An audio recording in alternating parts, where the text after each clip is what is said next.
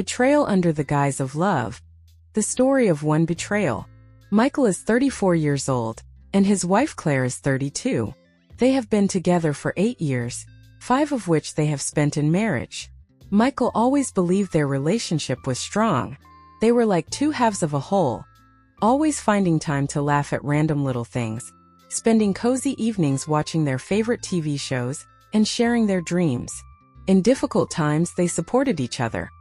Whether it was work problems, illnesses, or family conflicts, they faced them together.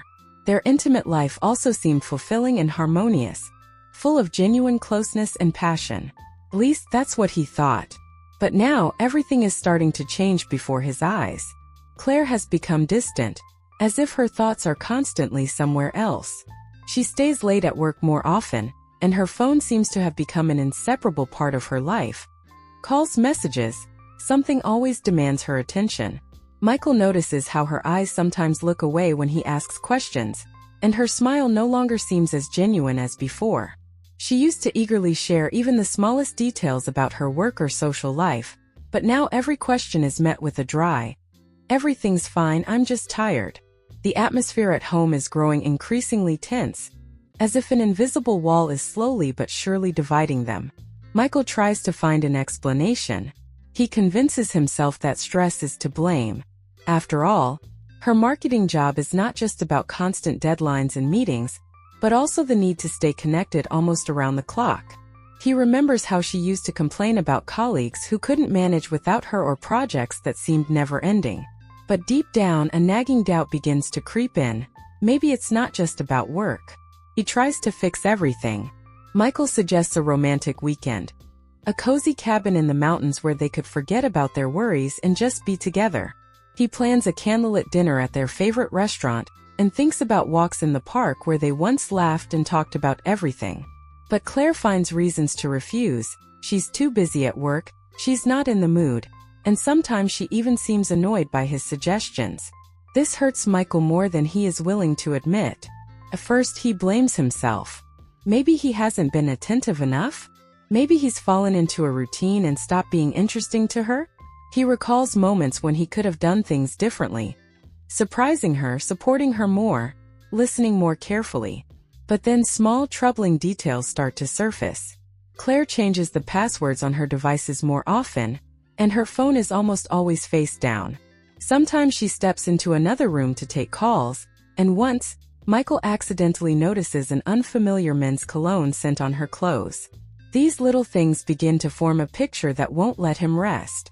The first sign was her behavior with her phone. It started subtly. At first, she began checking notifications more often, even during their shared dinners. But one evening, Michael noticed something that made him think. Claire was sitting on the couch, her face illuminated by the soft glow of the screen, and a light smile played on her lips, the kind he usually saw when she was genuinely happy. She was typing something, her fingers moving quickly across the keyboard. Michael, driven by a sudden pang of jealousy or perhaps just curiosity, asked, "Who are you texting?" Claire flinched as if he had caught her off guard, and quickly closed the screen. "Just a friend, it's nothing important," she replied, barely looking him in the eye. It was the first time her reaction made Michael feel a slight sting of unease. Later, he accidentally found out that it was her colleague Kelly. But Michael knew Kelly. They had met at several office events. She was simple, friendly, but not the kind of person who could make Claire glow with such joy. He tried to find a logical explanation, but the feeling that something was off grew stronger each day. Then came the work meetings. At first it seemed normal. Her department was indeed preparing for a major project launch. But when the meeting started stretching late into the night, sometimes until 11 p.m., Michael felt his anxiety growing. He offered to pick her up from work, thinking it would show his care, but every time he heard the same response, "Don't bother, I'll get home myself." These words sounded cold, almost distant, as if she was trying to create space between them. It was strange. Claire used to appreciate such gestures, and they felt like a natural part of their relationship. Michael remembered how she used to wait for him outside her office with a smile, hugging him when they met. Now, her tone had become formal, devoid of the warmth that once filled their conversations. Each refusal only fueled his suspicions, as if he were watching a small crack in their marriage slowly widen into a chasm. Michael tried not to think the worst. "It's just temporary stress," he reassured himself, but the moment he imagined Claire at one of these meetings, surrounded by colleagues, among whom there might be someone who had caused this change in her, his chest tightened. In those moments he couldn't sleep, staring at the ceiling and wondering how to bring back the Claire he loved and knew. And then last week, Michael noticed another detail that stuck in his mind like a persistent melody. New perfume. It was a subtle, sophisticated scent that he immediately recognized when Claire walked into the room. He hadn't bought it. "Where did this come from?" he asked, trying to hide his discomfort. Claire, without hesitation, said, "It was a gift from Kelly." For a moment, Michael almost believed her, but something in her voice, in the way she quickly changed the subject, seemed suspicious to him. First, he thought he was just overthinking. But soon he noticed that Claire started using this perfume, even when she was just going to the store or heading out for a morning run. This didn't align with her usual habits. She always saved expensive perfume for special occasions, and now the scent seemed to accompany her everywhere. Michael couldn't get it out of his mind. Why had this gift from Kelly become so important? Why had Claire changed her habits so drastically? These thoughts wouldn't let him rest. Every new coincidence, every little thing seemed like a part of a larger puzzle he couldn't piece together. Anxiety slowly but surely took over his mind, making him search for answers where there might be none. But he could no longer ignore these strange occurrences. The morning started as usual, and Michael had no idea that this day would turn his life upside down. An important meeting at work was suddenly cancelled, so he decided to come home early to surprise Claire. He wanted to fix things, to reignite the fading warmth in their relationship. He imagined lighting candles, preparing her favorite dish, and then laughing together as they reminisced about the good old days. When he opened the front door, a strange feeling washed over him. Something felt off. The house was too quiet, yet he could hear faint, muffled laughter coming from the bedroom. The sound hit his nerves like a thunderclap. His heart pounded so hard he could hear it echoing in his ears. His legs felt like lead, but he forced himself to climb the stairs. Each step creaked in protest, but he kept moving. His hand trembled slightly as it gripped the railing. When he reached the bedroom, the door was slightly ajar, and soft light spilled out from within. Michael froze for a moment, as if gathering his strength. He gently pushed the door open and peeked inside. The sight before him would be forever etched into his memory. There was Claire, with another man, on their bed. The scene was so impossible that his mind refused to process it. For a few seconds, Michael felt like an observer, watching this nightmare from a distance, as if it wasn't happening to him. But the sharp sound of his own exhale shattered that illusion. Time slowed and reality crashed down on him with overwhelming force. They didn't even notice his presence until he let out a strained, "What the hell?" Time seemed to freeze. Claire sprang up, pulling the blanket around herself, while her guest scrambled to gather his clothes, muttering something like, "I didn't know you'd be back." Michael stood paralyzed, his body refusing to obey, while his mind struggled to comprehend the scene.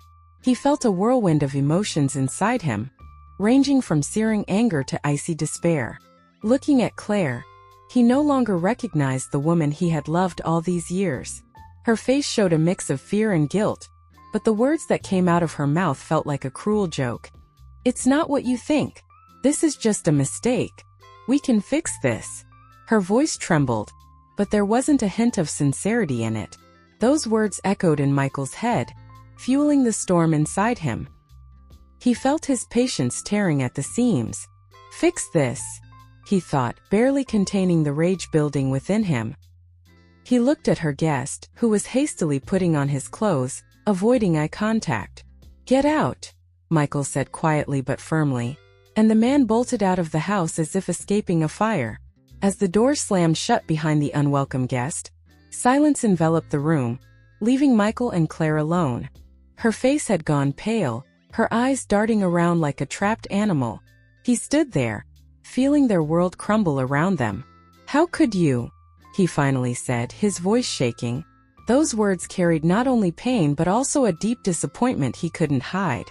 He knew that from this moment on their lives would never be the same. When they were left alone, Claire tried to touch Michael's hand, but he pulled away sharply, as if her touch was fire. "Michael, please listen to me." Her voice trembled with panic. "It was just once. Well, maybe twice. I don't know what came over me." "Once? Twice? Are you serious?" Michael's gaze was cold and piercing. "You expect me to believe this was just an accident? What's the reason? Explain. Right now. And no lies." Claire started saying it was a one-time mistake, that they were just friends and it happened by accident. But there wasn't a trace of sincerity in her voice. "How many times was it?" Michael's voice was hollow, as if echoing from the depths of his despair. Claire averted her gaze, her shoulders slumping. "A couple of times," she mumbled barely audibly, but Michael could see how her eyes darted around, avoiding his gaze. He knew she was lying again. He started bombarding her with questions. "Who is he? How long has this been going on? Do you even realize what you've done?" His voice trembled, filled with a mix of anger, pain, and disbelief. The words burst out of him like sobs breaking free, each one echoing heavily in the room.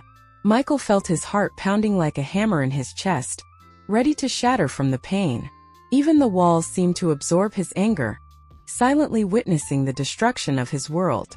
Claire remained silent, her lips trembling as if she wanted to say something but couldn't find the right words. Her eyes darted around the room, avoiding his gaze, as if she hoped to find an answer in the shadows on the walls. The silence burned more than any words, as if she was still deciding whether to tell the truth or keep making excuses. "It was just a colleague," she finally muttered. But her voice was so quiet and uncertain that her words sounded almost like mockery. "You never noticed how lonely I felt." Her voice grew louder, and she threw him an accusatory look filled with pain and anger. "You were always buried in your work, your hobbies. I felt like I didn't matter to you anymore." "Seriously?" Michael's voice was full of bitterness and indignation. "I tried my best to keep our marriage strong. Remember how I planned weekend trips for us? How I tried to understand what you needed, how I asked about your feelings. But instead of just talking to me, you chose to cheat." His voice carried so much pain that even Claire faltered for a moment, her accusatory tone weakening. But he couldn't stop now. Memories of his efforts and her indifference surfaced one after another, fueling his anger. And then she said the cruelest thing. "Maybe if you were better in bed, I wouldn't have had to look elsewhere," she blurted out, her voice shaky. But there was more anger than remorse in her words. Those words hit Michael like an avalanche. He felt everything inside him tighten with pain, his pride, his faith in their marriage and love shattering into tiny pieces. "Seriously?" he rasped, barely believing his ears. "You really think you can justify your betrayal with that?" His eyes burned with fury, but beneath it lay deep, unbearable sorrow. After her words, Michael felt as if the ground had been pulled from under his feet. His breathing quickened, and an emptiness mixed with searing pain spread through his chest. Everything he knew, everything he trusted, turned out to be a lie shattered in an instant. Waves of anger washed over him, overwhelming his mind, only to be replaced by a paralyzing sense of emptiness. His hands trembled, blood pounded in his temples, and everything before his eyes blurred. He could no longer stay in this house. Every object, every corner reminded him of what they had built together, and how easily she had destroyed it all. Grabbing his jacket, he rushed out the door, as if the air inside had become toxic. The street greeted him with a cold wind, but he didn't even feel it. He just walked forward, not looking where his feet were taking him. Passers-by glanced at him, noticing his lost expression and pale face, but Michael didn't care. It felt as if thoughts swarmed around him like relentless wasps, each why stinging more painfully than the last. Why did she do it? Why didn't I see it coming? Why now? These questions tore him apart, leaving him no chance to gather his thoughts. Claire kept sending messages, calling him, begging to talk, but Michael couldn't bring himself to answer. Each call, each vibrating buzz of the phone felt like a hammer blow to his nerves. He felt humiliated, betrayed, and helpless, as if he had been stripped of something vital, something without which life had no meaning. Every time he closed his eyes, the scene of betrayal replayed in his mind like a never-ending nightmare. He saw her face, her laughter, heard their voices. These images were etched into his consciousness like a knife to the heart, playing over and over again. He tried to push the thoughts away, but they haunted him like shadows, becoming even sharper in the silence of the night. He felt something inside him breaking, like a fragile glass vessel that could never be put back together. His thoughts were chaotic, fluctuating between rage and an overwhelming emptiness that made his throat tighten. Even his body protested. His fingers trembled and his breathing came in ragged gasps, as if he couldn't draw a full breath. Late at night, Michael returned home.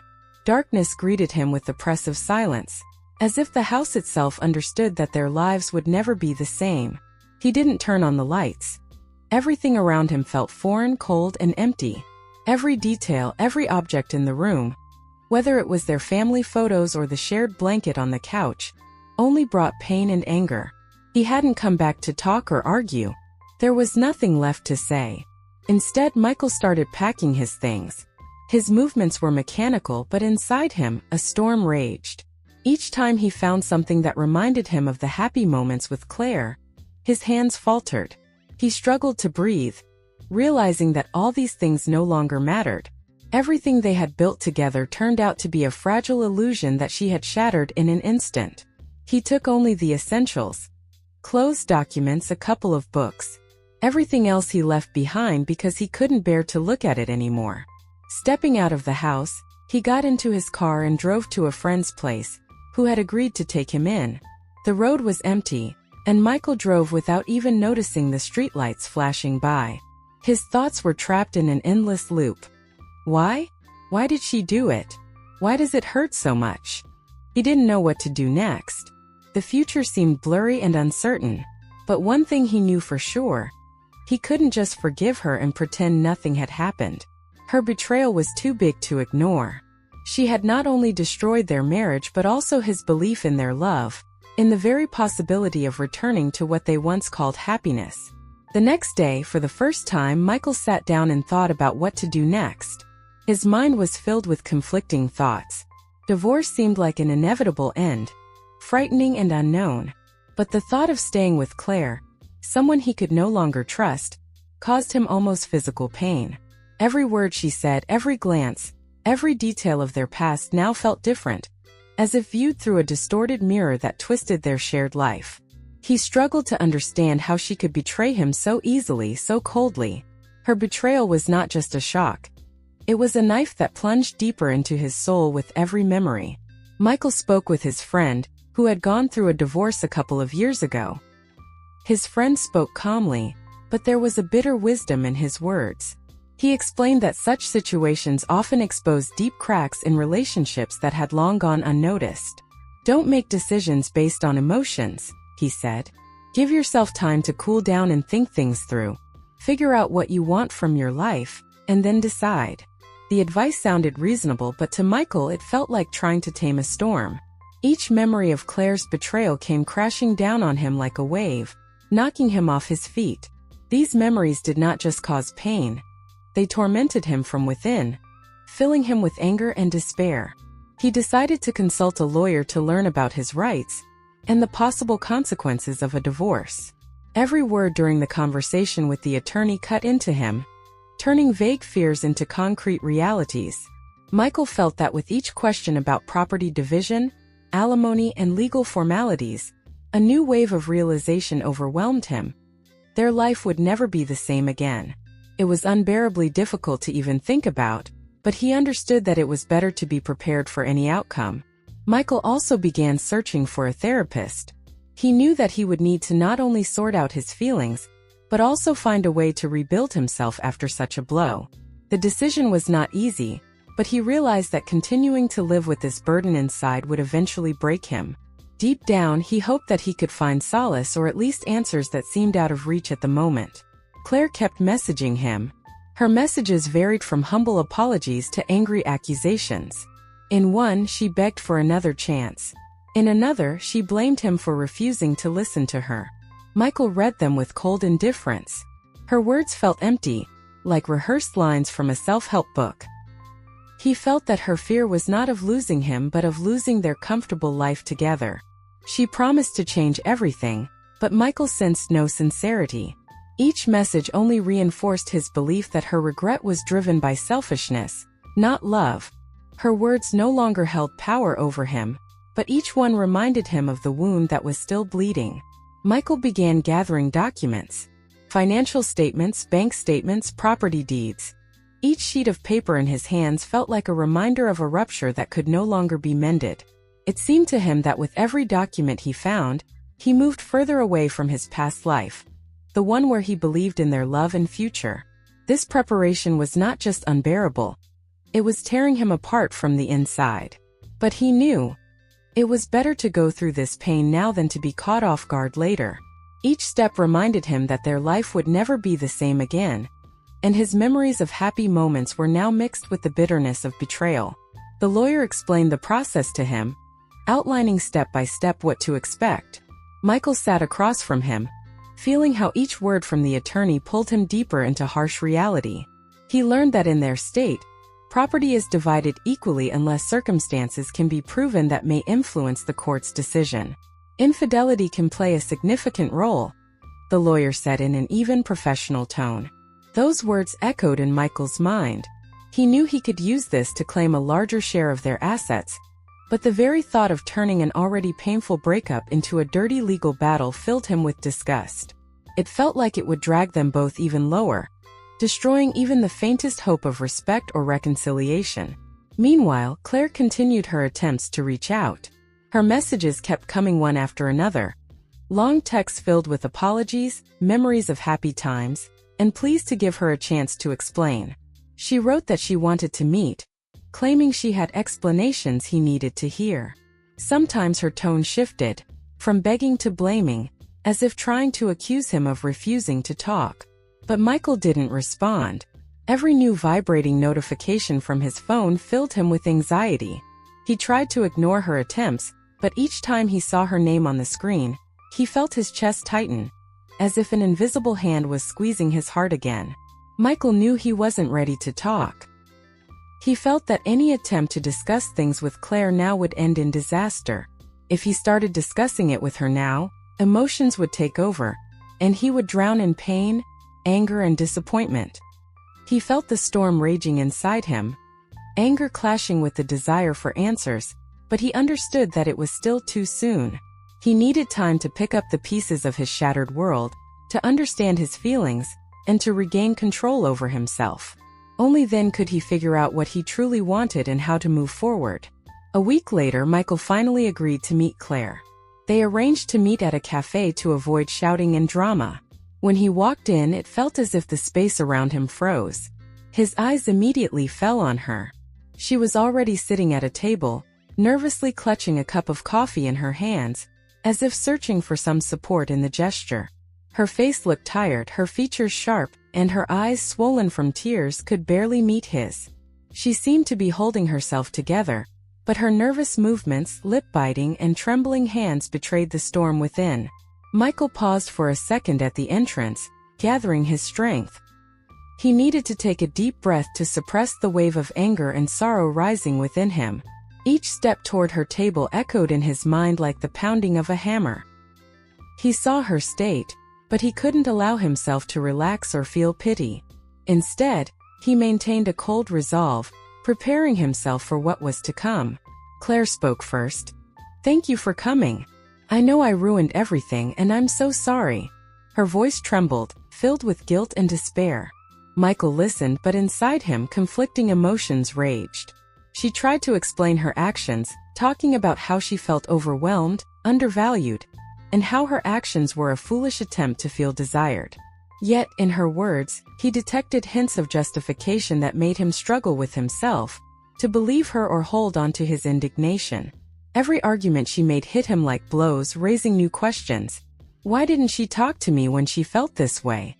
Why did she choose betrayal over an honest conversation? These thoughts raced through his mind as she spoke. Michael wanted to scream, but instead he remained silent, feeling a dull ache spreading inside.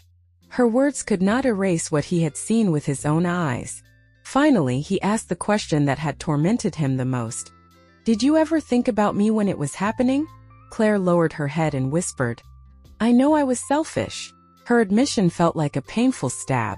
Michael felt anger and despair intertwining within him, forming a mix that made him want to run away. This meeting didn't bring him relief. If anything, it made things worse. Michael walked out of the cafe, feeling an invisible iron ring tightening around his chest. Her words kept echoing in his head like a broken record. "I felt undervalued. I was selfish." These phrases resurfaced again and again, burning with pain. This was his marriage, his life, which she had destroyed by choosing infidelity. He felt that her explanations were merely attempts to justify herself rather than an honest confession. Why didn't she just talk to me earlier? Why did she think betrayal was the answer? These questions stabbed deeper with every repetition. He recalled her face, her voice, but instead of pity or understanding, he felt growing bitterness and disappointment. This meeting laid bare the chasm that had formed between them, and he realized that the distance might now be impossible to bridge. With each step down the sidewalk, Michael became more convinced that he would never be able to look at her the same way again. It felt as if each step echoed in the void that had now replaced their connection. This meeting showed him just how much they had become strangers to each other, and that, perhaps, returning to what once was no longer possible. She had not only shattered his trust, but also all the memories he had considered the foundation of their relationship. Michael felt a wall growing inside him, impenetrable and cold. He realized he needed more time to sort himself out, to figure out where to go next. Right now, he wasn't ready to forgive her or make a final decision. It seemed like time was the only thing that might somehow heal his wounds and help him regain control over his life. After that meeting, Michael realized that he needed time and space to heal. He signed up for therapy sessions, although the decision was difficult for him. Talking about what tormented his soul seemed impossible. But after the first session, he felt relief. It was a place where he could finally talk about his feelings without fear of judgment or the need to explain himself. During one of the sessions, he opened up to his therapist, recounting the moment he caught Claire with that man. His voice trembled, and the scenes that repeatedly played in his mind stood vividly before his eyes. He described the feeling of his world shattering into pieces that could never be put back together. The therapist suggested an unusual exercise. To visualize the moment, but instead of focusing on destruction, imagine rebuilding his life. Michael was skeptical at first but decided to give it a try. The first attempts were painful. Each time he tried to envision a new beginning, memories of the betrayal overwhelmed him with waves of pain. But gradually, step by step, he started to visualize himself letting go of the old burden, leaving the pain behind and building something new. Surprisingly, this visualization gave him hope. He realized that his life was not over, and he had the strength to take control of his future. The therapist helped him understand that he was not responsible for Claire's actions. Instead of drowning in guilt or trying to understand her motives, they focused on how to cope with the waves of anger and betrayal that struck him every time the memories resurfaced. He also took up sports. Previously, he had never paid much attention to it, considering it routine, but now it became his salvation. Morning runs in the cold wind, the rhythmic pounding of his feet against the ground, all of it gave him a sense of freedom he had been deprived of for so long.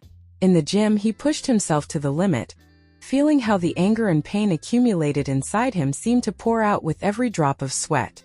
It was astonishing how physical activity not only relieved his body but also brought clarity to his mind. After each workout, he felt lighter, stronger, as if with every session, he reclaimed a part of himself from the past. His friends became a great support system. Those he once considered mere acquaintances now revealed themselves in a new light. They called, visited, and offered to meet up to support him during this difficult time. Michael no longer felt ashamed to ask for help, or to simply talk about what was tormenting his soul. These conversations became a breath of fresh air, a reminder that he was not alone. His loved ones not only listened but reminded him that he deserved more. Honesty, respect, and real love. These words resonated in his heart like an echo, gradually filling him with determination to move forward. Claire continued to try to reconnect. Her messages and calls became persistent, and she even reached out to his friends, hoping to get through to him. Her words were a mixture of desperation and attempts to elicit pity, but Michael only felt exhaustion. Every time he saw her name on his phone screen, a wave of tension rose within him. She tried to explain, to justify herself, but to him, it only confirmed that there was now an unbridgeable gap between them. He knew he wasn't ready for those conversations yet. Too many wounds were still unhealed. Her attempts to restore their connection felt like reminders of what she had destroyed. Instead of responding, he chose silence, which he was gradually learning to appreciate. That silence became a time for him to listen to himself and sort through his emotions. His main decision at the moment was simple but crucial: to focus on himself and his life. He understood that this was the only way to leave the past behind and move forward. Each day, step by step, he reclaimed his peace, his future, and with each passing day, he grew more confident. He would do this for himself without looking back at her. A few weeks after beginning his journey of self-improvement, Michael felt ready to move forward.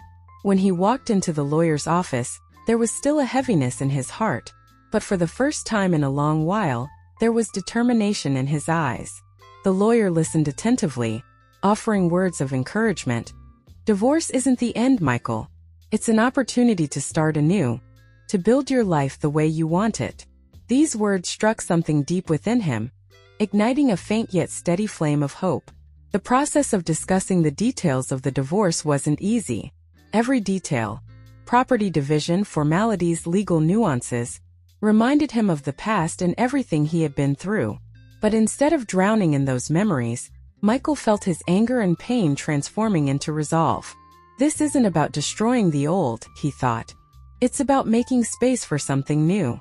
Together with his lawyer, they prepared all the necessary documents, carefully considering how to protect his interests. With each completed step, he felt like he was reclaiming control over his life, moving forward one step at a time. Meanwhile, Michael began to notice how his well-being was gradually improving. After months of emotional turmoil, he suddenly realized that he had regained his strength and energy. The things he had always put off now became sources of inspiration. He signed up for a photography course, something that had always intrigued him but had seemed unattainable before. The course became more than just a hobby, it was a form of therapy. Each session opened up new possibilities to express his emotions through creativity. The camera became his tool for finding beauty in everyday moments. He started noticing the light, the shadows, and the subtle details he had previously overlooked. With every photo, Michael felt as though he was discovering a new perspective not just in photography, but in his own life. His walks in nature turned into sacred rituals. The rustling leaves under his feet, the chirping of birds, the cool wind brushing against his face. All of it brought a sense of peace he had once thought unattainable. These moments became his refuge, a place where his once chaotic thoughts finally found order and harmony. Michael began to see his confidence returning. Small victories, a morning run, a perfect photo, or simply a day spent in peace, became the building blocks of his new life.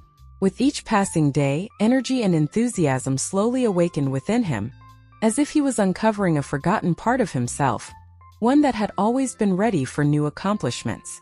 He also realized that honesty and openness in relationships were now his priorities. He had spent a lot of time reflecting on his conversation with Claire, which, though painful, had provided him with much-needed clarity. Her words sounded sincere, but Michael couldn't ignore the emptiness he felt when looking into her eyes. He understood that he could no longer live with someone who had so easily shattered his trust, as if it had meant nothing. Weighing the pros and cons, he tried to find an answer to whether their relationship could be rebuilt.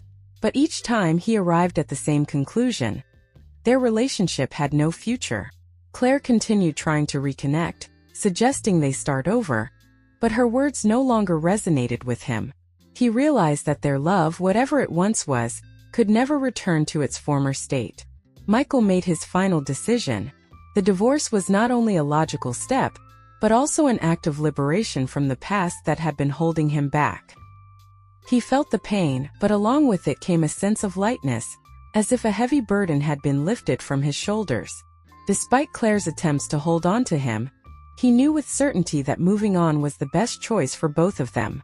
Now he could focus on his future, on building a life filled with honesty, respect, and true love. This chapter of his life had been painful, like a deep wound that left scars. But through this pain, Michael began to understand that sometimes the destruction of something old isn't an end, but rather the beginning of something greater.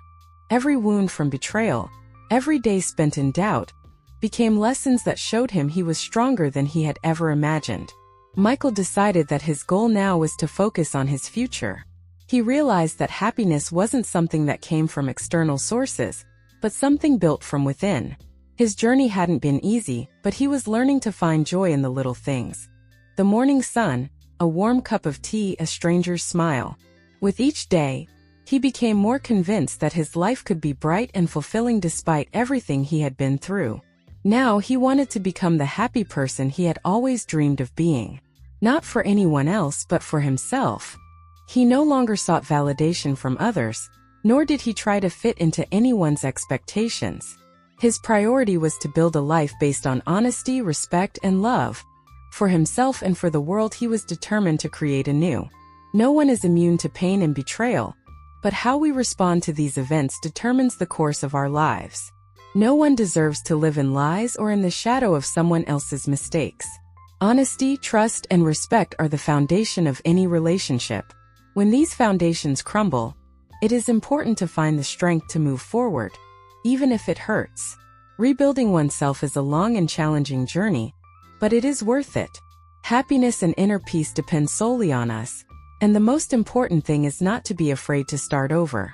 Subscribe to the channel and hit the like button, so you don't miss more heartwarming stories.